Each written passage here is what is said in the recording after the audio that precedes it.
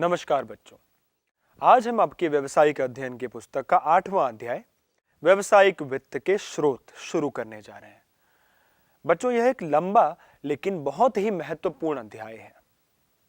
जैसा कि आप नाम से ही थोड़ा समझ गए होंगे कि इस अध्याय में हम व्यवसाय के वित्त की बात करने वाले हैं। वित्त अर्थात पैसा, अर्थात व्यवसाय में लगाया गया कोष या उसमें निवेश की गई पूंजी। अब ये तो आप सबको पता ही है कि वित्त या पैसा किसी भी व्यवसाय के लिए शायद सबसे महत्वपूर्ण चीजों में से एक है। एक व्यवसाय करने के पीछे का मुख्य उद्देश्य भी यह होता है कि पैसा कमाया जाए। व्यवसाय चलाने के लिए पैसा चाहिए, व्यवसाय चलाकर उससे भी वापस हमें पैसा ही चाहिए। तो व्यवसाय में पैसा या वित्त सबसे जरूरी चीजों में से एक हो गई। इसकी आवश्यकता कई बार व्यवसाय शुरू करते ही होगी, कई बार उसके बाद भी पड़ेगी। समय समय पर इसकी आवश्यकता पड़ती रहती है, चाहे वो मशीनरी, फर्नीचर आदि खरीदने के लिए हो या दिन प्रतिदिन के खर्चों को पूरा करने के लिए, जैसे कि कच्चा माल खरीदना, कर्मचारियों को वेतन देना आदि। इसी प्रकार से जब व्यवसाय को बढ़ाना होता है तब भी धन की आवश्यकता होती है। तो इन सभी आवश्यकताओं के अनुसार व्यवसाय में जो वित्त या धन की आवश्यकता होती है उसे दो श्रेणियों में बांटा जा सकता है, स्थायी पूंजी व कार्यशील पूंजी। स्थायी पूंजी वह पूंजी है जो व्यवसाय में लंबे समय के लिए लगाई जाती है।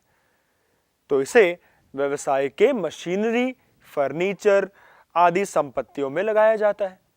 इसे एक बार इस पूंजी को लगाकर फिर बार बार इसे बदला नहीं जाता। ये एक स्थायी रूप से लगाई गई पूंजी होती है, जैसा कि व्यवसाय के संपत्तियों में लगाया जाता है।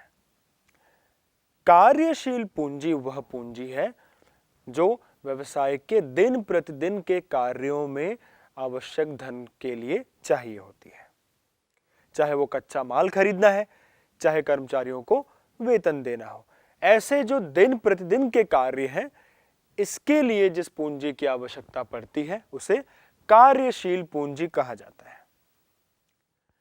अब बात करते हैं पूंजी के स्रोत की। अभी तो हमने बात की कि पूंजी दो प्रकार की होती है, एक स्थायी व दूसरी कार्यशील। अब चाहे स्थायी हो या कार्यशील हो, जब व्यवसाय को पूंजी चाहिए होती है तो उसे कहीं से उसे प्राप्त करना होता है।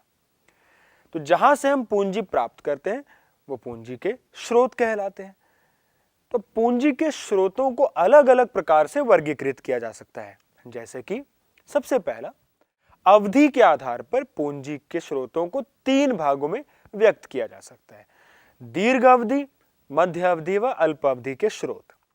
दीर्घ अवधि के स्रोत वो स्रोत कहलाते हैं जिनसे प्राप्त पूंजी 5 वर्ष से अधिक समय के लिए व्यवसाय में उपयोग की जा सके।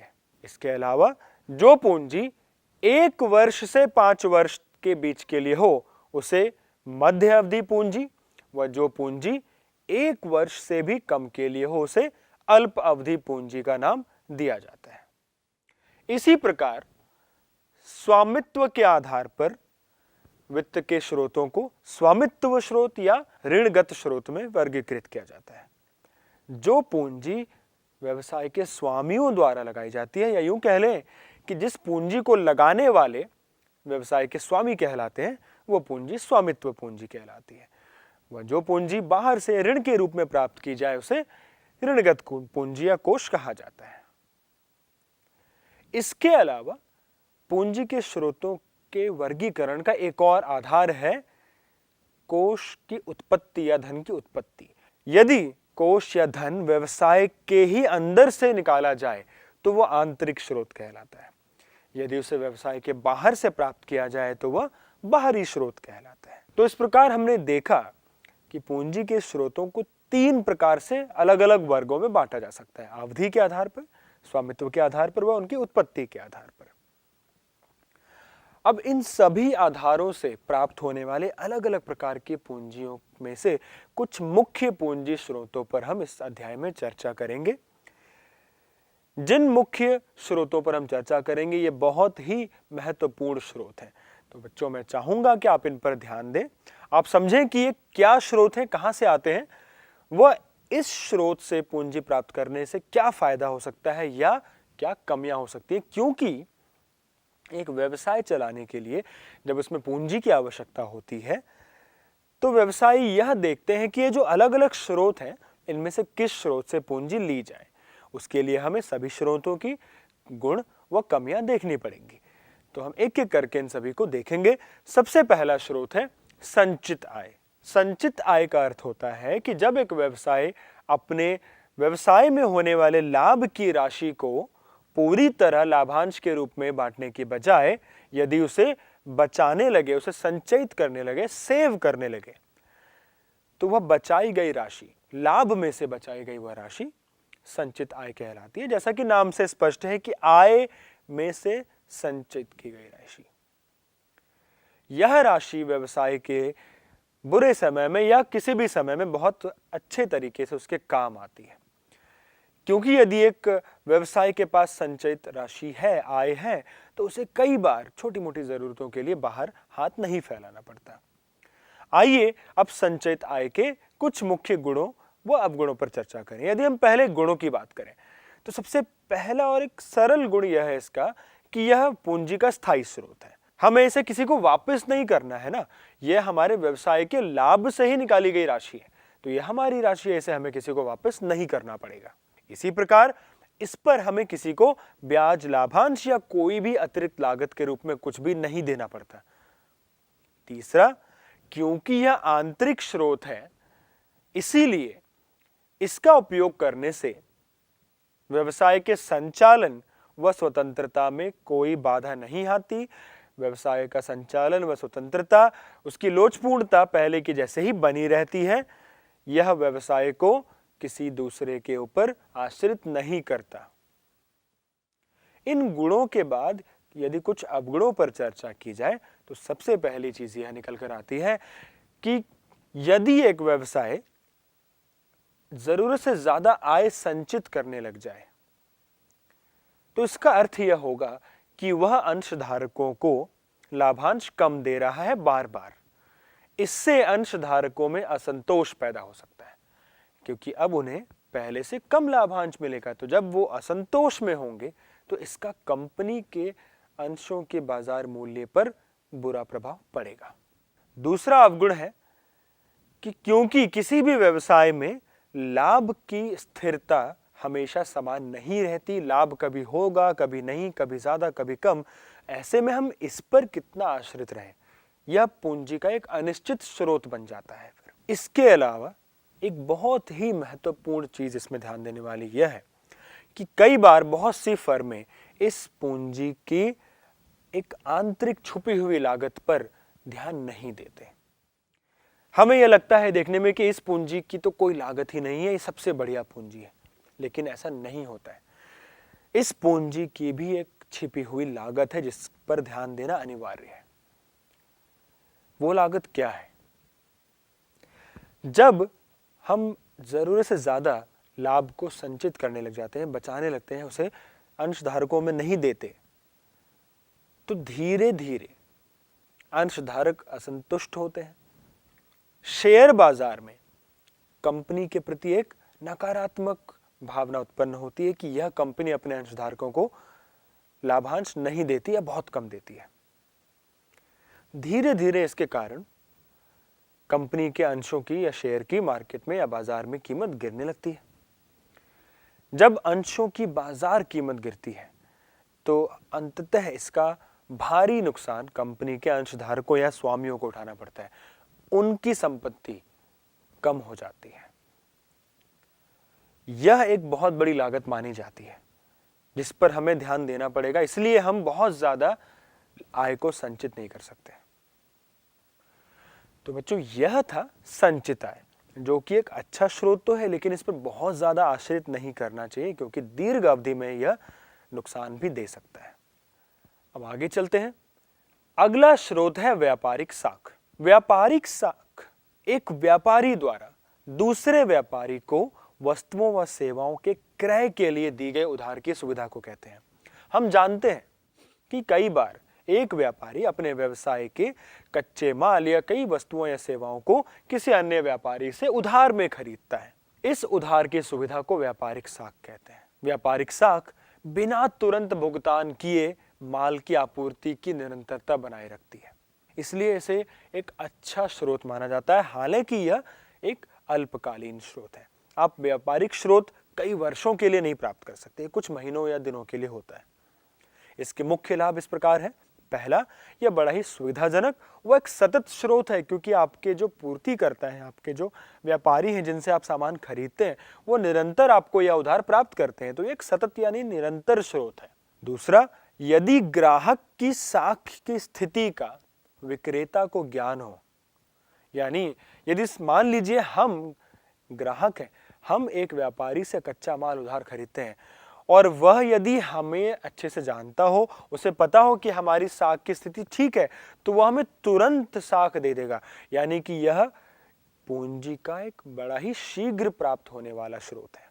तीसरा, यह हमारे व्यवसाय की बिक्री को बनाए रखने व आगे बढ़ाने में सहायता करती है, क्योंकि इसके द्वारा हमें कच्चे माल की अच्छे से पूर्ति होगी, तो हम अपने व्यवसाय में बिक्री को निरंतर बना पाएंगे। चौथा, इस पूंजी से हमारी संपत्तियों पर सामान्यतः कोई प्रभार नहीं पड़ता। ये कोई ऐसा ऋण या लोन नहीं है जिसके लिए हमें अपनी संपत्तियां गिरवी रखनी पड़े। ये थे इसके कुछ लाभ।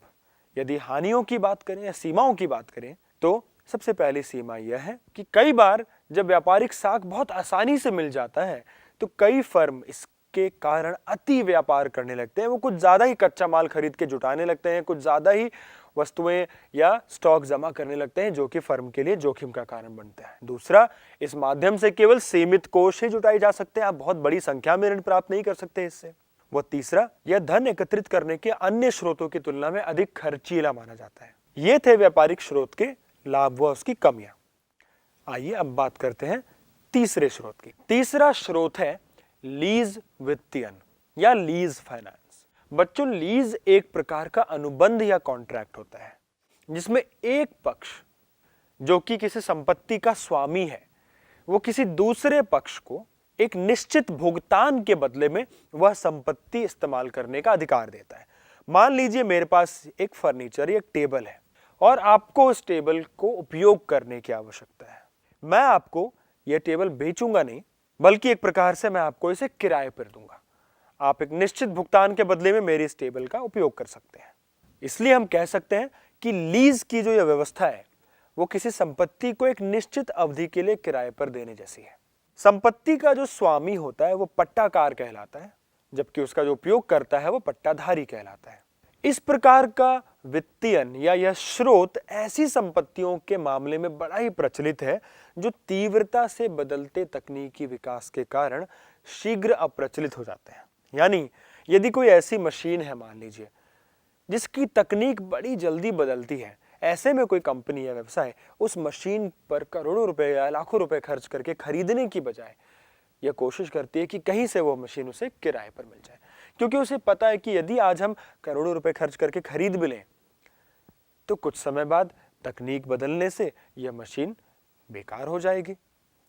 ऐसे में ऐसी मशीनों का इस्तेमाल किराए पर लेके करना ही बेहतर माना जाता है। इसके निम्नलिखित लाभ निकल कर आते हैं।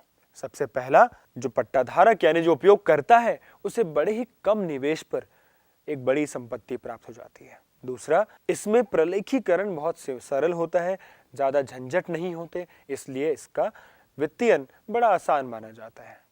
तीसरा, पट्टाधारक द्वारा जो लीज का किराया भुगतान किया जाता है, उसे वो अपनी लाभ की गणना में से घटा सकते हैं, क्योंकि यह एक व्यय है। तो यह एक प्रकार से उनके कर के भुगतान को बचाने में भी सहायता करता है, क्योंकि एक व्यय के भांति वो उसे अपने लाभ में से घटा सकते हैं। इसके अलावा इस प्रकार से वित्त लेने पर स्वामित्व या व्यवसाय पर भी नियंत्रण नहीं होता, या नियंत्रण कम नहीं होता, क्योंकि यदि मैं किसी से एक मशीन किराए पर ले रहा हूं, एक प्रकार का मैं ऋण ले रहा हूं, लेकिन वह व्यक्ति मेरे व्यवसाय पर नियंत्रण नहीं पाएगा, तो इससे मेरे व्यवसाय पर मेरा नियंत्रण कम नहीं होगा। इसी तरह इस प्रकार के समझौते से मेरी ऋण लेने की क्षमता पर भी कोई प्रभाव नहीं पड़ेगा, क्योंकि इसे एक प्रकार का ऋण नहीं माना जाता, तो मेरे ऋण लेने की क्षमता बनी की बनी रहती है, तो मैं आगे और भी ऋण ले सकता हूं। लीज देने वाले व्यक्ति यानी पट्टाकार के लिए भी एक अच्छी चीज होती है, क्योंकि उसे अपनी संपत्ति को किसी को देना भी नहीं पड़ता, संपत्ति का स्वामित्व उसके पास ही रहता है। और उसे एक निरंतर किराया भी मिलते रहता है। इसकी कुछ सीमाएं इस प्रकार हैं। कई बार इस व्यवस्था में संपत्ति के उपयोग पर कई प्रकार की रोक लगाई जाती है। जैसे कि हो सकता है कि पट्टाधारक को संपत्ति में किसी प्रकार का परिवर्तन करने की अनुमति ना हो, क्योंकि स्वामित्व तो पट्टाकार के पास ही है ना। पट्टाधारक तो केवल उपयोग कर रहा है, उसके पास उसका स्वामित्व अधिकार नहीं है, तो वो उसमें किसी प्रकार का परिवर्तन नहीं कर पाएगा।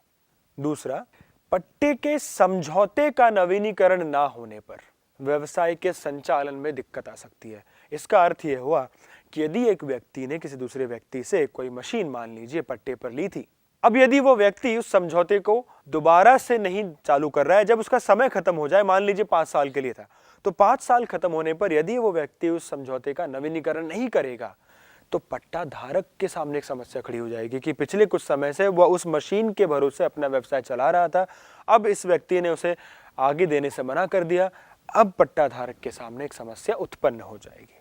तीसरा, उपकरण यदि अनुपयोगी है या पट्टाधारक लीज अनुबंध को इसकी अवधि से पहले ही समाप्त करना चाहता है, तो इसके बदले में कई बार उसे एक ऊंची राशि का भुगतान करना पड़ता है। चौथा, पट्टाधारक कभी भी उस संपत्ति का स्वामी नहीं बन पाता, इस कारण उसे उस संपत्ति का अवशेष मूल्य भी नहीं मिलता। राशि का भुगतान करने के बाद भी हम उस संपत्ति के स्वामी नहीं बन रहे, तो क्या फायदा फिर इसका। तो ये इसकी कुछ कमियां थी जिनका ध्यान रखते हुए सामान्यतः व्यवसाय या कंपनियां तभी इस समझौते की तरफ जाती हैं जब कोई बहुत बड़ी मशीन या संपत्ति हो जो निरंतर बदलती हो, तो उस पर एक बड़ी राशि निवेश करने से अच्छा है उसे कुछ समय के लिए लीज पर या किराए पर ले लिया जाए। बच्चों, पूंजी का अगला स्रोत है सार्वजनिक जमा। सार्वजनिक जमा उस स्थिति में प्राप्त किया जाता है जब एक संगठन सीधे जनता से धन जमा करके प्राप्त करते हैं। सार्वजनिक जमा पर साधारणतः बैंक जमा पर दिए गए ब्याज से ऊंचे दर पर ब्याज दिया जाता है ताकि जनता आकर्षित हो कंपनी में पैसे जमा कराने के लिए। जब कंपनी इस प्रकार के स्कीम या योजना को लेकर आती है, तो जो व्यक्ति संगठन में राशि जमा कराना चाहते हैं उन्हें इसके लिए एक फॉर्म भरना होता है। उस फॉर्म के साथ राशि जमा करानी होती है। इसके बदले में संगठन उन्हें एक जमा प्राप्ति की रसीद देता है जो कि उनके ऋण का प्रमाण स्वरूप होता है। कंपनियां साधारणतः 3 वर्ष तक के लिए सार्वजनिक जमा की राशि को आमंत्रित करते हैं। कम समय के लिए बड़ी राशि प्राप्त करने का यह एक अच्छा स्रोत है कि सीधा आप जनता से राशि जमा के रूप में प्राप्त करें। अब इसके गुण यह है कि सबसे पहली बात तो यह है कि एक सरल प्रक्रिया है। इस पर किसी प्रकार का प्रतिबंध या शर्तें नहीं होती जैसा कि बैंकों आदि से मिलने वाले ऋण अनुबंधों में होती है।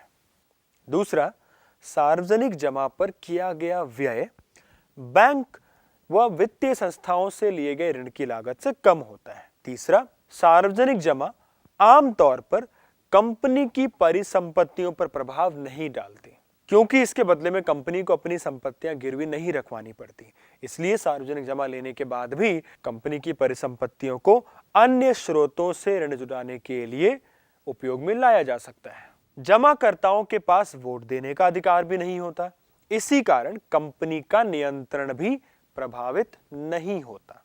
अब यदि इसकी सीमाओं की बात की जाए तो सबसे पहली बात यह है कि नई कंपनियों के लिए यह एक मुश्किल काम होता है, क्योंकि नई कंपनियों को जनता पैसे नहीं देगी, क्योंकि उस पर जनता का भरोसा नहीं होगा।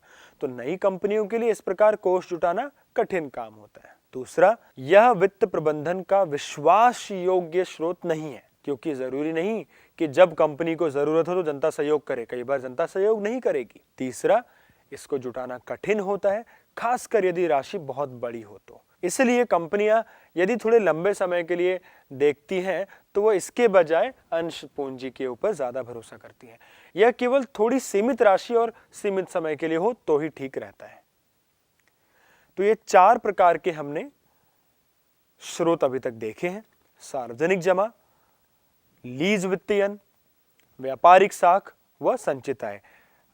अब हम इस भाग के अंत में एक और स्रोत पर चर्चा करेंगे ताकि आप इन 5 स्रोतों पर घर जाकर अच्छे से पुनः अध्ययन कर सकें। वित्त का अगला स्रोत है वाणिज्यिक पत्र। यह अल्प अवधि का एक वित्तीय स्रोत है। हालांकि भारत में इसका प्रारंभ बहुत पहले हुआ, करीब 90 के दशक के आसपास इसकी शुरुआत हुई।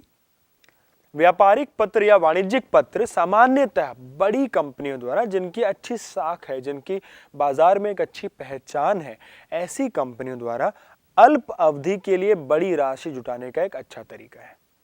यह एक गैर जमानती प्रतिज्ञा पत्र होता है, अर्थात इसके बदले में कंपनी अपनी किसी संपत्ति को जमा नहीं कराती, इसको गिरवी नहीं रखती। इसीलिए केवल बड़ी कंपनियां ही इसके द्वारा कोष जुटा सकती हैं, क्योंकि बिना कुछ गिरवी रखे तो लोग सिर्फ ऐसी कंपनियों को ही पैसा देंगे ना, जिन पर उन्हें बहुत भरोसा हो। तो केवल बड़ी कंपनियां इसको जारी कर सकती हैं। इसकी अवधि 90 दिनों से लेकर 364 दिनों तक की हो सकती है। वह सामान्यतः इसे एक फर्म द्वारा दूसरी फर्म को या बीमा कंपनियों को, पेंशन योजनाओं या बैंकों को ही जारी किया जाता है। आम जनता इसमें पैसा नहीं लगाती, क्योंकि यह पूर्ण रूप से असुरक्षित स्रोत होता है। तो यह कंपनी द्वारा अन्य कंपनियों या बैंकों आदि को ही जारी किया जाता है।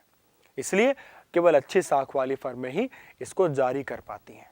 इसके लाभ यह है कि सबसे पहली बात तो इसे बिना किसी जमानत के बेचा जाता है, इस पर किसी प्रकार की शर्तें नहीं होती। इसके अलावा यह स्वतंत्र रूप से हस्तांतरणीय होता है, इसलिए इसकी तरलता अधिक होती है, इसे बड़े आसानी से हस्तांतरित किया जा सकता है। वह इसके अलावा इसमें कोषों की प्राप्ति अबाध गति से होती है, इसमें कोई दिक्कत नहीं आती, आप बार बार इसका इस्तेमाल कर सकते हैं। इसकी कुछ सीमाएं भी हैं, जैसा कि हमने बार बार बोला कि केवल अच्छी वित्तीय स्थिति वाली बड़ी कंपनियां या फर्में ही इसका इस्तेमाल कर सकती हैं, नई फर्मों को इस प्रकार से धन नहीं मिलेगा।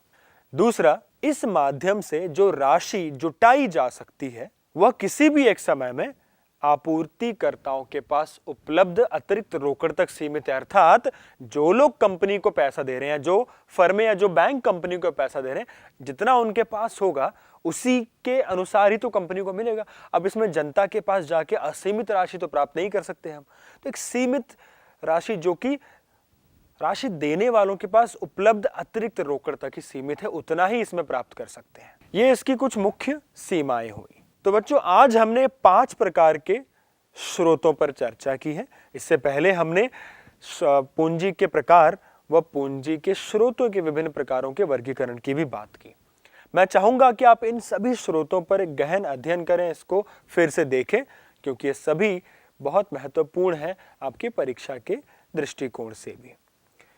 इस अध्याय के अगले भाग में हम कुछ और बेहद जरूरी चीजों की बात करेंगे, जैसे कि शेयर डिबेंचर यानी अंशवह ऋण पत्र, जो कि आपको आने वाले कक्षाओं में भी काम आएंगे। तो आप आज के भाग में सीखी गई बातों को अच्छे से अध्ययन करें, ताकि आप अगले भाग में जब आएं तो आप नई चीजों को सीखने के लिए तैयार रहें। आज के इस भाग में इतना ही। धन्यवाद।